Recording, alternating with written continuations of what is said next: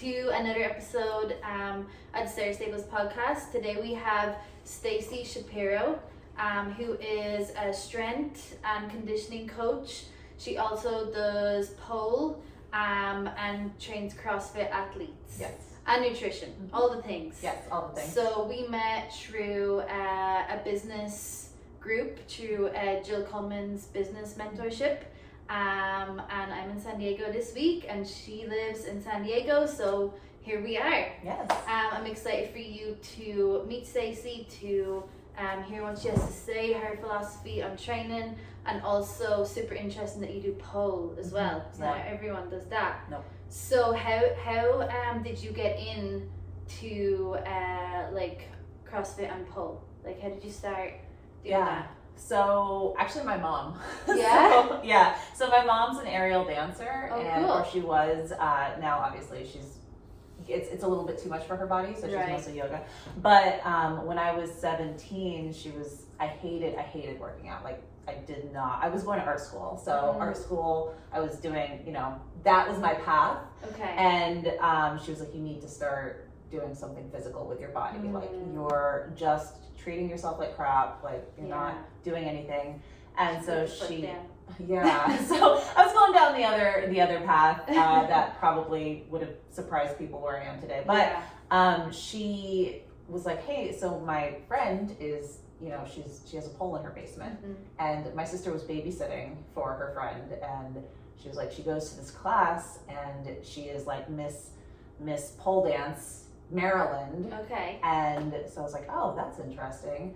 And at the time I was 17, so you had to be 18 to take classes. Right. So she was like, well, I'll drop you off at the studio, and if you can get into a class, like, you can just get into the, just do it. Start going to And they didn't ask me for my ID. Oh. And you got in. Yeah, 13 years later, that was like my catalyst into fitness. Okay. So the pole came first, and then CrossFit. Yeah. Okay. So pole came first, and that brought me into this whole world of like, oh, I have to treat my body better. I have to start, being a little bit more physically active if I want to do these cool tricks on the pole, if I want to climb, because it's all, you're defying gravity. And so when I saw these really strong women in class, I was like, oh, these women are badass. Yeah. Like, I want to be like them. And they're all like 20 years older than me because I'm 17, and I didn't want to tell anyone I was in high school. So I was, it was that kind of, they were inspirational to see.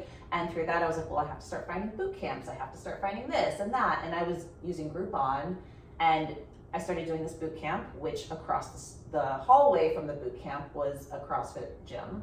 And I was like, these people are super badass. Yeah. These people in boot camp are kind of wimps compared to these CrossFitters.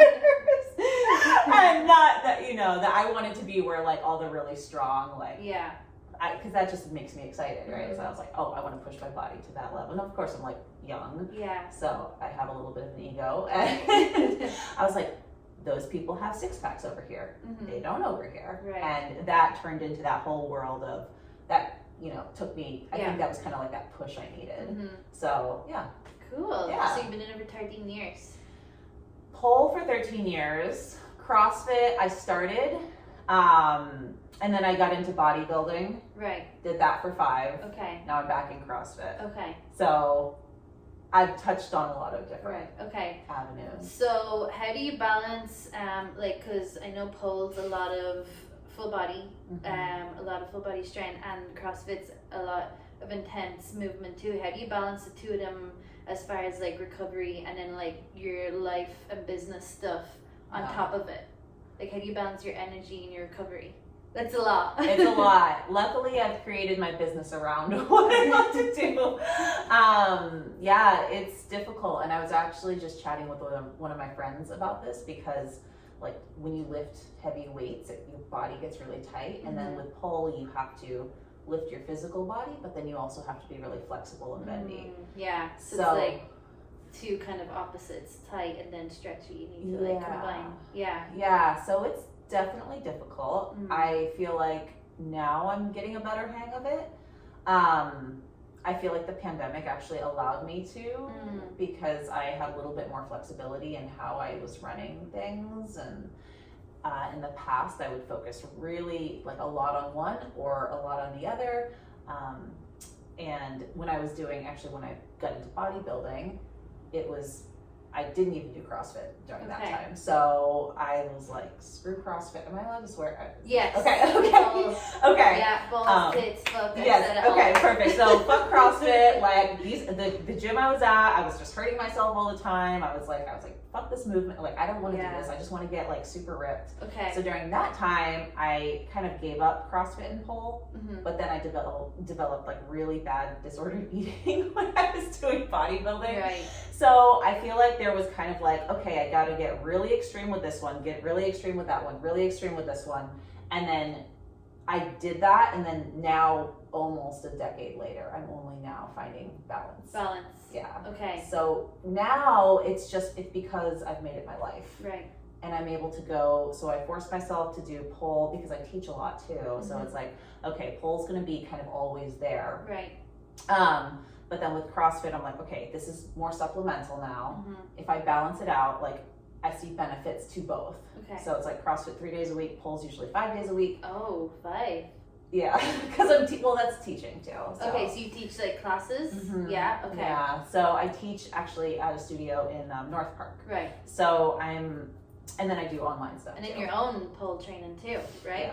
Yeah. Okay. So it's still, there's a lot. Right. And it's a lot of kind of still figuring it out, but now there's more balance. And now because I've been able to create a business around it, I have more time to like really focus on nutrition around pole, focus on nutrition around CrossFit and just like how I nourish my body and like sleep and all of that. So it's taken me to 30 years old to figure this out, but I guess your 20s are for wrecking your body. Yeah, for doing all the wild things. Yeah, so I wish I could say I have a great balance, but it's still it's still a work in progress. And I'm sure every week changes too, depending on how you're feeling, the stress of everything, the business, the like where you're going with your pole. I know you just did a competition, right? Yes. Congrats. So Looked pretty thank good. you. Yeah, Thank you. I was following it. Yeah, so that was one where I had to just kind of focus solely on pole. Okay. I was also training 12 women to compete too in the process. Whoa. Doing the same competition? Yeah. Wow. So I was taking on the competition team as well as my own training. So when things like competition come around, I will kind of put, it's what you want to balance more and juggle more at the same time. The priorities. Right? And so it's not like I just let go of CrossFit or, weightlifting or anything like that. I'm still doing physical things with my body. I'm just, so my focus is solely on pole during at least the last month before competition. Yeah. Do you see a big difference in people who just do pole versus like lifting and pole?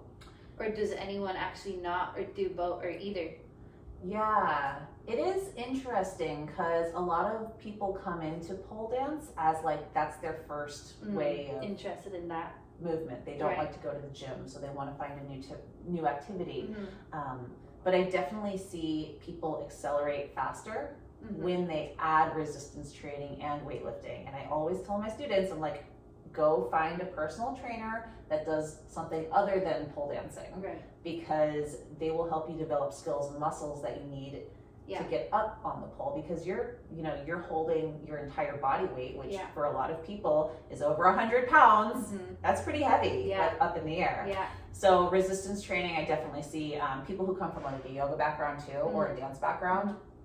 That's also, if you have that cross training on top of pole, a big reason why I got into CrossFit and, boot camps were because I wanted cross training to get me stronger. And I was like, I'm not getting this resistance training in class. So, you're getting resistance training, but it's a different kind of resistance training. Like kind of random stuff. Yeah, it's more based around like the tricks. And at the time we were all learning together because it was in 2008, 2009. And so that was when things were like still developing. And so like even the teachers were learning as they were teaching me. Right. Okay. So like we were all figuring it out together. Yeah. So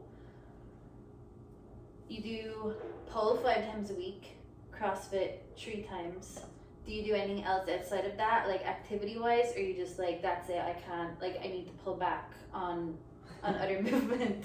I do a lot of everything. I'll go, like if somebody's like, hey, you want to go on a hike? I'm like, yeah. Yeah. It's one of those things where it's like I feel like when you're just an active person, it just becomes like, now, we just moved to a spot in Hillcrest where there's like a hot yoga place like that I can walk to now, and I really love going. It. Yeah, I did the trial and I'm like, oh, I love this. This makes me feel great. And I don't know, my body gets crunchier the older I get, so I'm like, I think I need more hot yoga. And so it depends, and it's like if I go to just like a typical gym, like I love going back into bodybuilding workouts, or I guess standard just weightlifting workouts.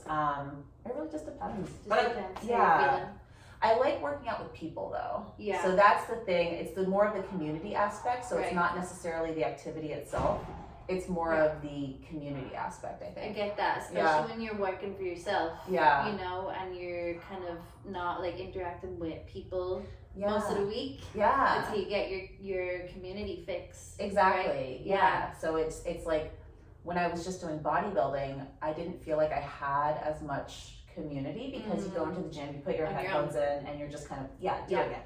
And one thing I love about CrossFit is there's always people there. That's the same with pole. There's always people there. And obviously you have to like kind of like find your people. So I would like kind of hopped around and I found my people. And once I found those people, I'm like, this is where I'm going to stay. These are my family now. Yeah. So and because when your family's thousands and thousands and thousands of miles away, you have to create your own family. And that's the same, I'm sure coming from Ireland, I know. You gotta build it. You gotta build your people, the people that you want to see, spend time with, your circle, your support.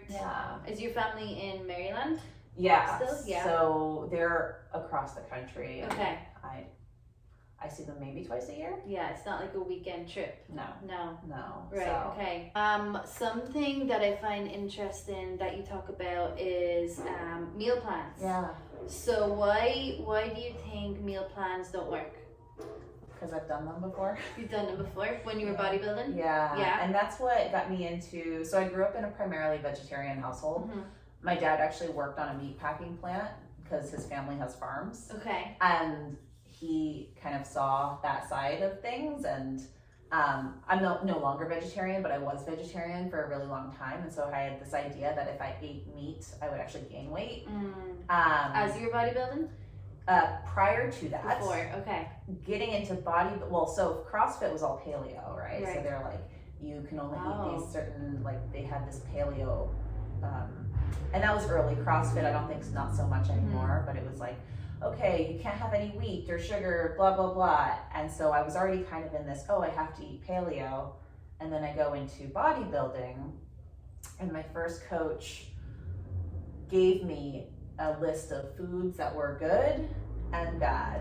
And on the bad list, there was like red bell peppers and carrots. And he was like, these vegetables have have too much sugar in them, so they're going to impact your progress. And I'm like, and how old are you then? I was like 20 or 21. Okay. And I was like, oh my God, carrots are bad for me. Oh no. And now I look back at that and I'm like, are you fucking kidding me? Like, I was scared of carrots. Yeah.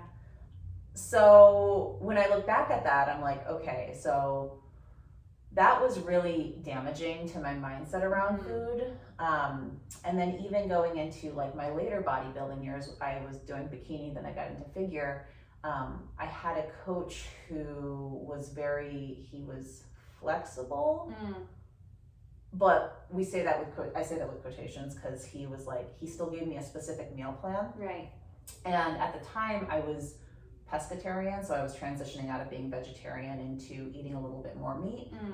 But he wouldn't take that into consideration. He's just like, this is the way to do it, and that's it. Yeah. Okay. And I was like, but I don't want, steak, and I don't eat any of this red meat. And so there was so many limitations around the meal plans that I had.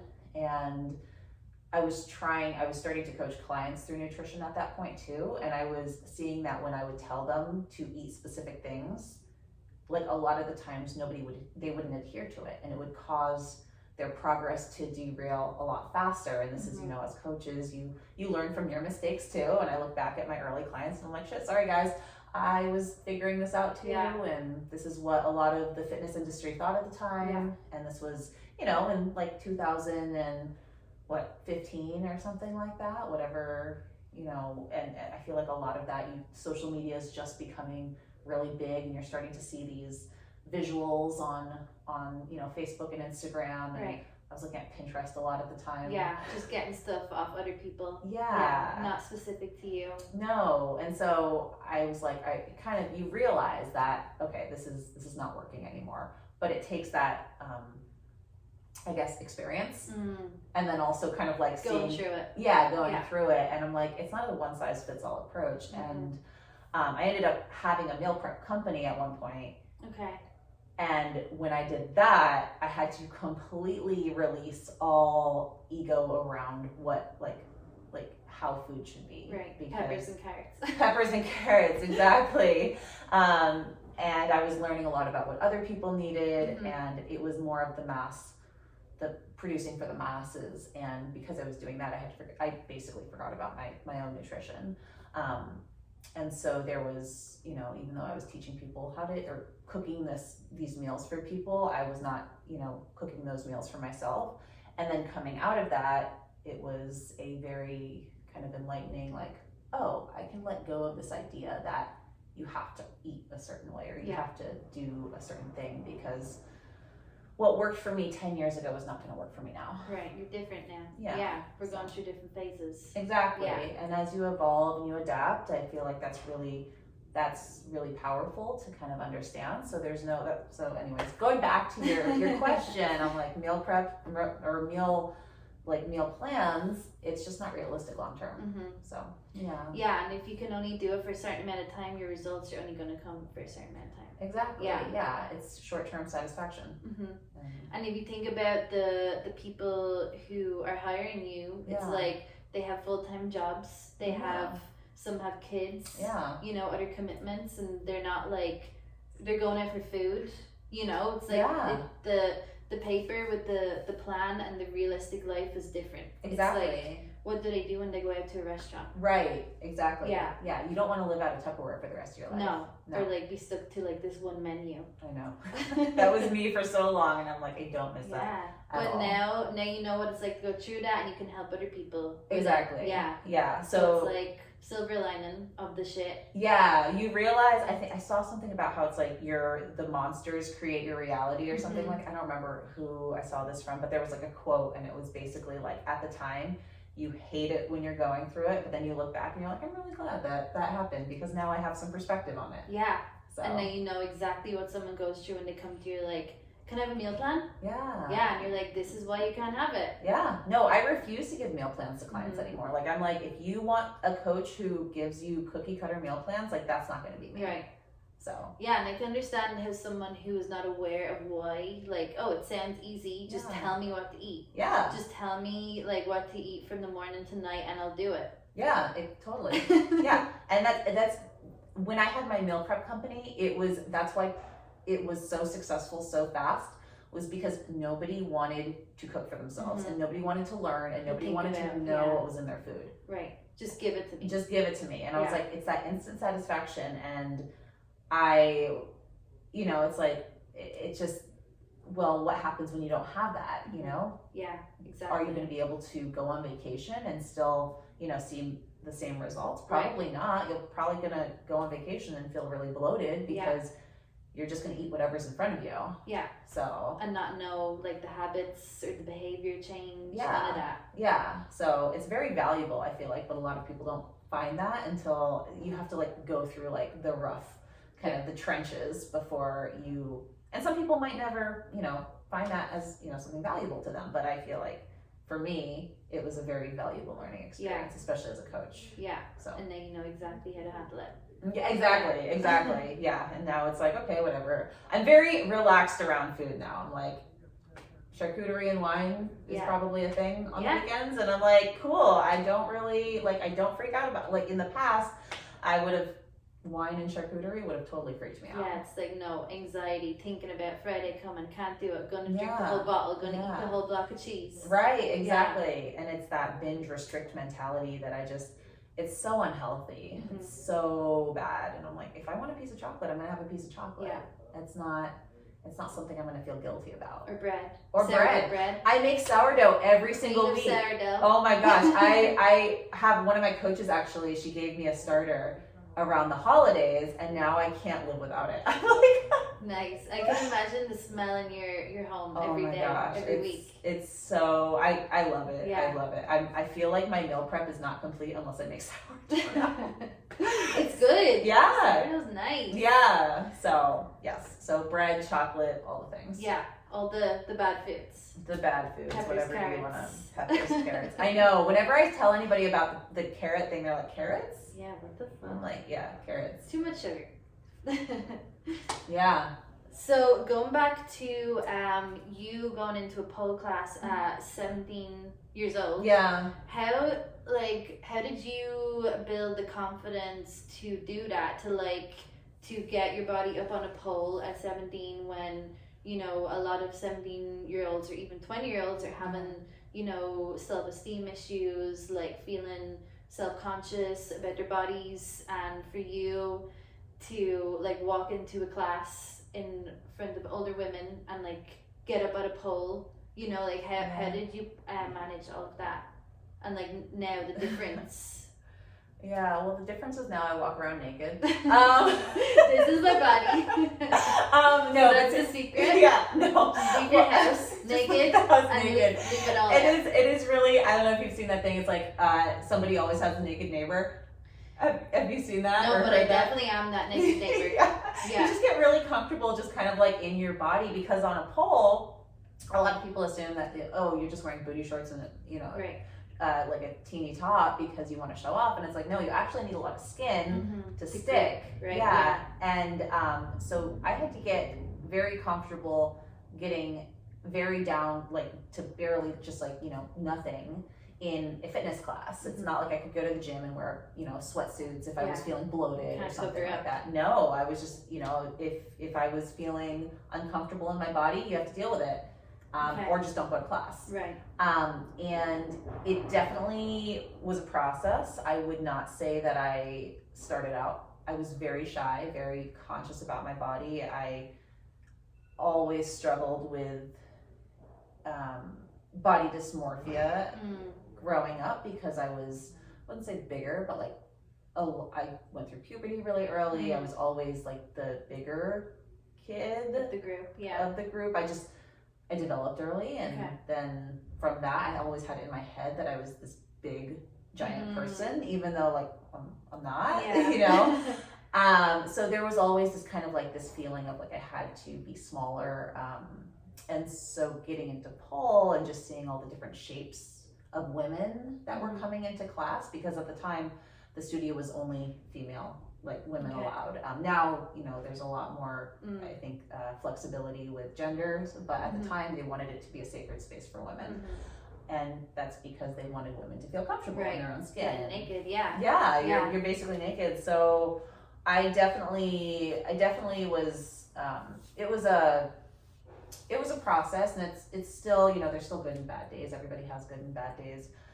But the confidence, definitely, especially when I was young, I was dating a guy, and he hated the fact that I was developing calluses on my hands, and he hated the fact. Yeah, right. He hated the fact that there was a lot of stigma around pole dancing at the time because it wasn't strippers and and I didn't want to be like it wasn't like I was wanted to be a stripper or anything like that, and there's nothing wrong with this movement. Yeah, exactly. And it made me feel sexy and confident in my own way, but there was definitely a lot of stigma, and he would tell me, oh, I don't want to hold your hand because your hands are becoming manly, or my friends think you're a stripper if you post pictures on the pole because at the time we were using a lot of Facebook, and there was a lot of just kind of negativity around me showing that side of my life off. Right. And so I definitely felt like I had to hide it more. And then eventually I started competing, and I helped open up a pole studio, and it just became, that was like what my life and I broke up with him, but so that also helped. Yeah. But I think it was, a process of feeling like I couldn't tell people for a really long time. It's like I did this thing, you feel shameful about it. Yeah, even though it makes me feel so great. Right. And I didn't even tell a lot of my clients as I was a personal trainer, because I didn't want that stigma of, oh, my trainer's a pole dancer, so she must be a stripper. And I didn't want that to, I didn't want people to not hire me when I started personal training. Right. And so it's only been, I'd say within the last maybe like 5 or 6 years that I felt really, really comfortable, like in my own skin and in my own body, and just being like, hey, this is what I do, and this is what I don't really care. Like, I'm gonna walk around. As a coach, I'm like, if you don't want to hire me because I'm on a pole, like, that's whatever. I don't care. I don't want you as a client. I don't want you as a client. Yeah. So it definitely took a lot of. It wasn't just when I was 17. Right. It was like a process going into. Okay. So, like, what do you feel like changed the most? What do you think, like, helped you the most to be like, okay, I'm gonna just be myself. I'm gonna show the things I do, the things that I'm like ashamed of. Because like I feel like a lot of people go through that in different ways. Yeah. Like doing things that is looked down upon, maybe, or like not celebrated in normal in like society. Yeah, I feel like it was when people started. Well, so I took a little bit of time off when I had my meal prep company, because I was working like 100 hours a week, and that was a brick and mortar business that I also don't recommend anybody ever does, because it is the worst idea. But I had to take some time off, and I remember at the time I was dating a guy who was doing strongman, and we went to a competition in Venice Beach, and Arnold Schwarzenegger was he was host. It was when all the fires were happening. Do you remember that? Yeah. And in like LA and in stuff. LA, in Beverly Hills. Yeah. So there was like fires destroying everything. I think it was like 4 years ago, maybe. Maybe, yeah, 3 or 4. 3 or 4 years ago. It was maybe a year before the pandemic. But we went to this strongman competition that Arnold Schwarzenegger was putting on for the firemen, and he was all the money raised was going to be donated, and so it was a big deal. And for the act, and like the kind of like the intermission act, they had pole dancers come back, and I was like, oh my gosh, like this was part of my life that I really missed. And I was like, wait, if Arnold Schwarzenegger is bringing pole dancers to his strongman competition for this fundraiser, like, why am I hiding this? Yeah, why can't you show it off? Yeah. So that was kind of like I wasn't even really posting much on Instagram about my pole dancing, and that was kind of like my light bulb moment where, oh, like, I can bring this into my training life. This is fine. Like, it's not gonna, whatever. I'm gonna just go for it. And a week later, I signed up for classes again, and I wasn't teaching at the time because I was running my business, but I was like, I need to find a studio that I feel really good about. And like a week later, I was just like, okay, we're just doing this. Wow. So thanks, Arnie. Yeah. No, he doesn't even know. No, it was kind of like I always, it was always something I did, but I never, just like, I guess that was like that light bulb, like, oh, this is very public. Yeah. So. And I feel like there's only a certain amount of fucks you can give, at some stage, and it's age helps. Yeah, definitely. Getting older. Yeah, like being yourself, like taking pride in the fact that not everyone does it, is a good thing. Yeah. Which I feel like a lot of people can feel like, oh, I'm the only one who does this, I need to hide it. Yeah. But it's actually amazing when people do something different. Yeah, exactly. So I think it was just like knowing, seeing big celebrities who are like, I know it's very common, like everybody at least takes a pole class or does something like that. Yeah, I've never done it. I should come. You can come. It's right down the street, 15 minutes away. No excuses. Yeah, exactly. I feel like it would benefit like your training a lot too, and you'd be really good at it. Yeah, you think so? I do. Because you're strong. I've seen you lift. Like, I've seen your videos. I'm like, I know you're strong. Thank you. So you can flip your body upside down. Yeah, I'll try it. Yeah. We'll see what happens. Okay. So now you have basically a business out of the whole thing, like the pole, the CrossFit, and the nutrition. So how can people work with you, like if they're interested in learning all the things from you and working from you? Yeah, so I have my Shape by Stace program. So that is currently Shape by Stace. Shape by Stace. Yeah. Nice. So that is my specific to pole dancers. Okay. And so I have my Shape by Stace. That's I have my pole edition. So I basically it's one-on-one coaching, and then I also have a pole edition with that is specific to pole dancers. So I don't just work with pole dancers, but I do one-on-one nutrition coaching with athletes. Right. Specifically, the people who come to me are mostly pole dancers and CrossFitters because they want to up their performance game with their nutrition.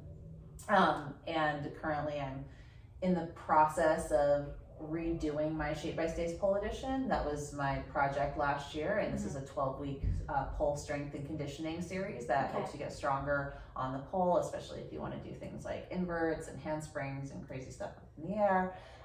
And then I'm also doing one-on-one coaching in that 12-week conditioning program. So those are 2 ways. And then I also teach in person. So I teach at Queen Bee's in North Park. So Pole Buzz in Queen Bee's, it's like an art studio or an art space. And so those are my in-person classes that I teach. Yeah. Okay. And is the best way to contact you through Instagram, through email? Probably Instagram. Okay. Yeah. Social media is the best way to contact everyone these days. And we will link Stacey's social media in the comments. Totally. Awesome. Yes. Yay, thank you so much. Yeah, thank you so much for inviting me.